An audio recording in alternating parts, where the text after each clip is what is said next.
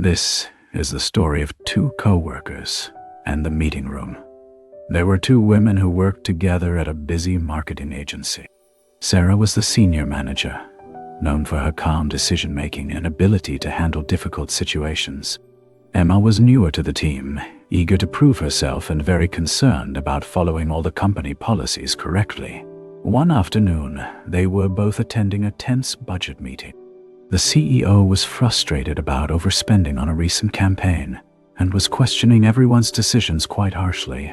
During the meeting, Marcus from the creative team made a comment that clearly violated the company's respectful communication policy.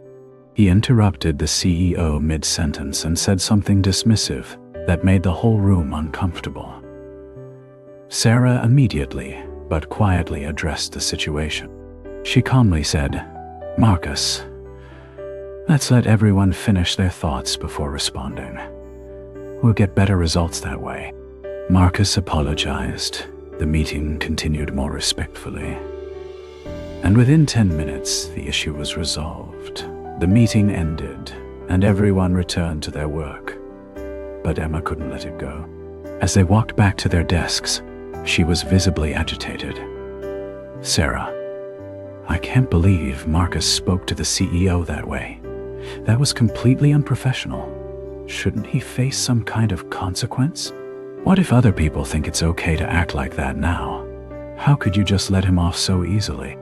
Sarah listened patiently as Emma continued to replay the incident, analyzing every detail of what had happened and what should have been done differently. After lunch, Emma was still talking about it. "I keep thinking about how uncomfortable everyone looked. Do you think the CEO is upset with our whole department now?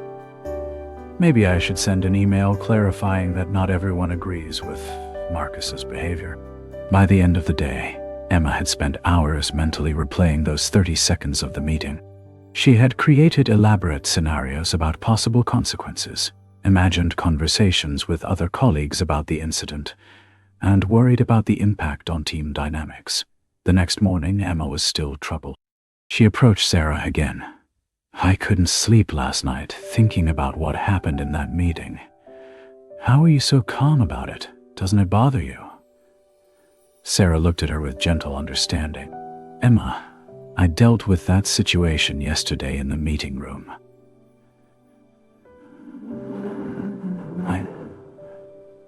I addressed it in the moment. It was resolved, and then I moved on. Why are you still carrying it around with you?" Emma paused, suddenly seeing the situation differently. "What do you mean?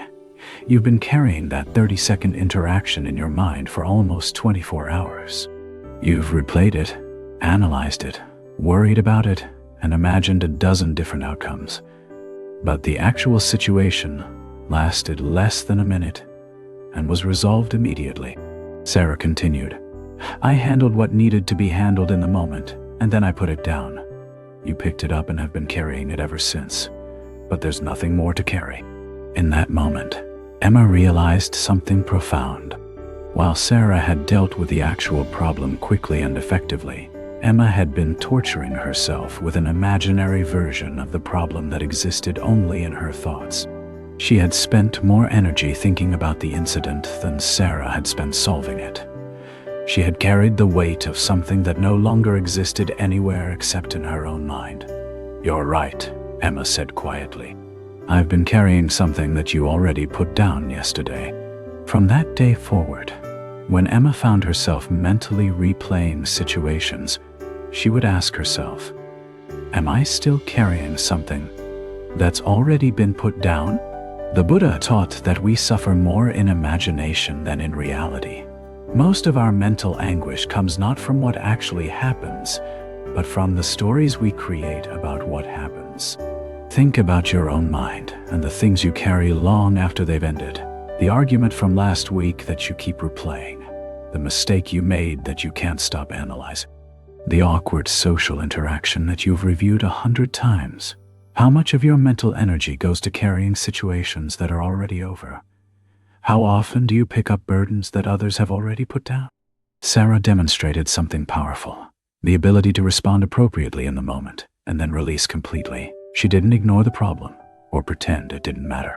She addressed it skillfully and then moved on. This is very different from either extreme, completely avoiding difficult situations or obsessively analyzing them long after they're resolved. Emma's pattern is familiar to most of us. We take situations that lasted minutes and stretch them into hours or days of mental suffering. We replay conversations, imagine different outcomes, worry about consequences that may never come. But here's what Emma discovered. All that mental replay didn't improve the original situation. It didn't prevent future problems. It didn't provide useful insights. It only created suffering where none needed to exist. The Zen tradition speaks of beginner's mind, approaching each moment fresh, without the burden of past experiences clouding our perception. When we carry yesterday's meetings into today's interactions, we can't respond to what's actually happening now. Sarah could be fully present to each new situation because she wasn't dragging the weight of unresolved mental baggage. Emma was exhausted not from solving problems, but from carrying problems that had already been solved. This doesn't mean we should never reflect on past experiences. Learning from mistakes is valuable. But there's a difference between brief, purposeful reflection and endless, circular rumination. Useful reflection asks, "What can I learn from this?" and moves toward resolution. Rumination asks, "What if this happens again?" and creates more anxiety. Useful reflection has an endpoint. Rumination feeds on itself endlessly. The Buddha taught that clinging to thoughts is like holding a hot coal. You're the one who gets burned. Every minute Emma spent replaying that meeting was a minute of peace lost to unnecessary mental suffering. But the moment she recognized what she was doing, she had a choice. She could continue carrying what didn't need to be carried, or she could follow Sarah's example and put it down. Tonight, as your mind brings up situations from today, this week, or even years ago, notice which ones you're still carrying. Ask yourself Sarah's question. Why am I still carrying this? What happened? Happened. You can't change it by thinking about it more. You can't solve it by replaying it endlessly. You can't control the outcomes by worrying about them repeatedly. But you can choose to put down what no longer needs to be carried. You can address what needs addressing and release what needs releasing.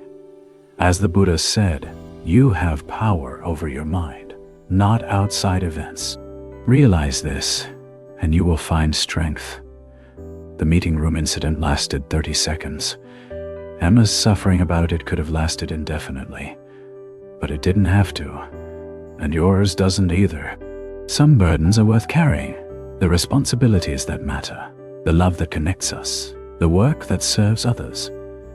But most of what we carry in our minds serves no purpose except to steal our peace. Like Sarah, you can learn to handle what needs handling and release what needs releasing. You can respond skillfully in the moment and then return to the lightness of the present. The choice is always available. Keep carrying what's already over, or put it down and walk forward freely.